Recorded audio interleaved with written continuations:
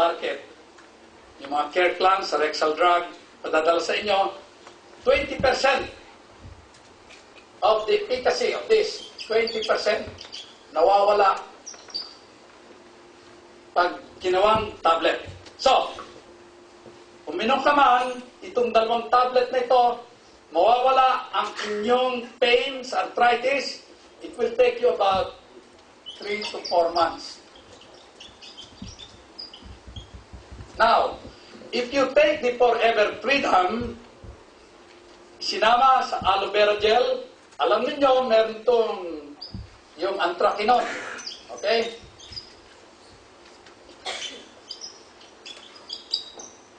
Which is also good for the pain. Tsaka ito ay parang plant steroid.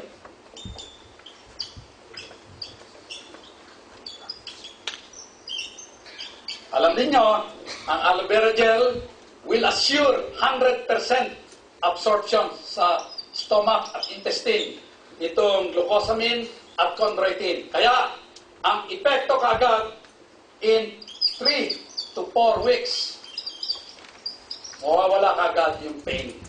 So, mabilis ang action ng Freedom kaysa rin sa mga commercially available tablet, itong 2 to.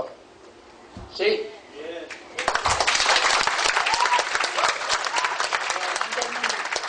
Mawawalan ng trabaho ang mga rheumatologists, yung mga espesyalista sa tuhod. Kasi kayo na ang papalit. And then, sabayan ninyong aloe heat lotion. At dagdagan ninyo ng Nature Min.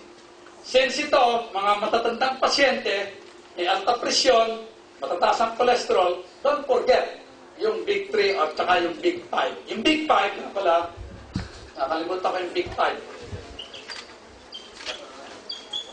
Sa Big 3, nandun niyo yung aloe vera gel, Arctic Sea, at saka garlic thyme. Okay? Dagdagan ninyo ng Fields of Green at saka Jayco Plus.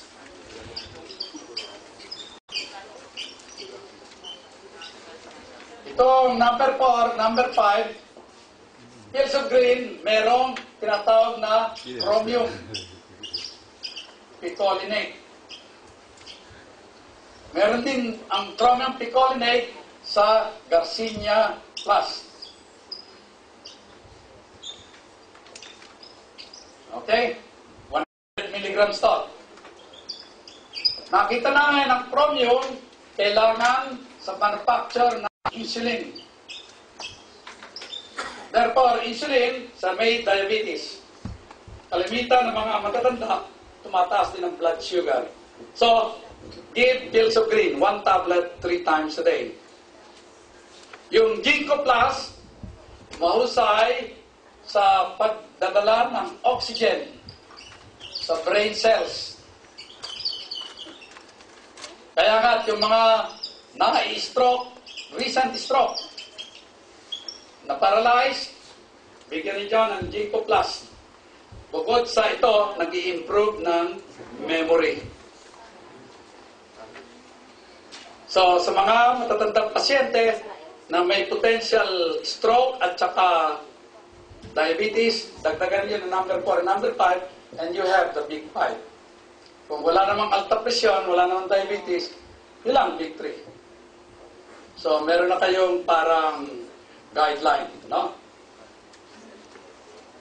Kung may rayuma, idagdag ninyo itong Forever Freedom at Aloe Heat Lotion. Ang Forever Freedom, masarap ang lasa. Oh, by the way, ang aloe vera gel ngayon, pwede na ninyong i-combine miski na sa anong juice. Nung dati-rate, kailangan puro. E napakapangit ng lasa. So, pwede na ninyong i-combine. Hindi masisira ang potency ng aloe vera gel. Pangalawa, doon sa mga competitors, tulad ng Symmetry, may inilabas sila Aloe Plus tablet. Aloe vera yan na ginawang tablet. Para sabihin na kung pangit ang lasa ng aloe vera gel, gawin natin tablet. nakita namin na pagka ang aloe vera, ginawa ninyong tablet, 100% wala nang epekto. It has to be in juice form. Kaya nga, inilagay ito dito sa packaging na ganito. Fiberglass. Hindi mapapasok ng hangin at araw. Pagkatapos, nakasil pa yan. Oras na binuksan ninyo, katulad nung aloe vera kinain namin nung sa Texas, after 3 days na hindi namin ginamit, they change in color. Na-oxidize. Antioxidant ito. Katulad din ng mansanas, pag binalatan ninyo, nag-change ng color.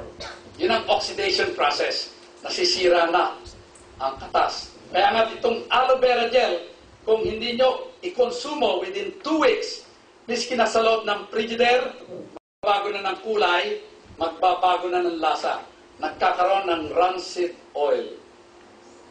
So, wala nang epekto. So, if ever you have to open it, consume it. The earlier you consume it, the better.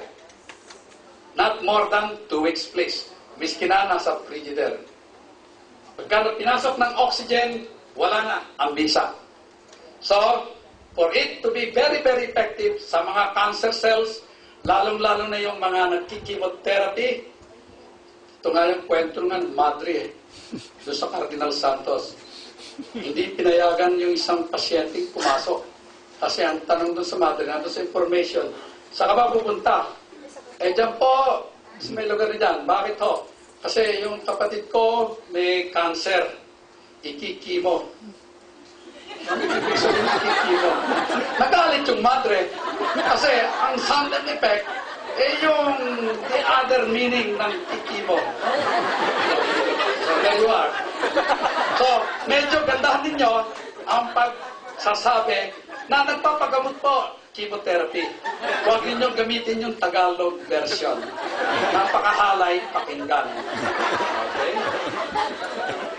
So, ang ginagawa ng chemotherapy tsaka ng radiation therapy sa mga may terminal na cancer ay patayin din yung normal cells.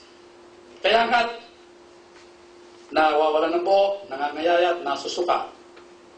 Pag binigyan niyo ng aloe vera gel, itong mga may ganitong terminal cancer, binubuhay niyan yung mga normal cells na yan para mapaglabanan yung pagkawala ng buhok nila, pagsusuka at pagkahilo at pangangayaya. Mag-i-improve yung appetite nila. Pag lumakas ang kanilang defense mechanism, meron mga cancer talaga magre-respond sa inyong treatment. Kaya nga yung chemotherapy plus aloe vera gel in big doses, merong mga reports na ang cancer ay gumaganda, gumagaling. Gawa ng epekto ng aloe vera gel dun sa normal cells at epekto ng chemotherapy dun sa cancer cells. Kombinasyon. Hindi po pwedeng isa lang. Yes. Okay? So, yung mga false myth ng aloe vera gel, silang nagamitin parang panggamot ng cancer cells, ay hindi ata tama yun. Itutuloy yung the usual chemotherapy and radiation therapy sa mga may terminal patient na may cancer plus aloe vera gel in big doses plus yung Nature Me ninyo plus Forever Royal Jelly plus vitamin C and all other antioxidants. Okay? Magastos nga, pero magastos ang mabuhay, magastos din ang mamatay. Wala tayong pupuntahan sa mundong to.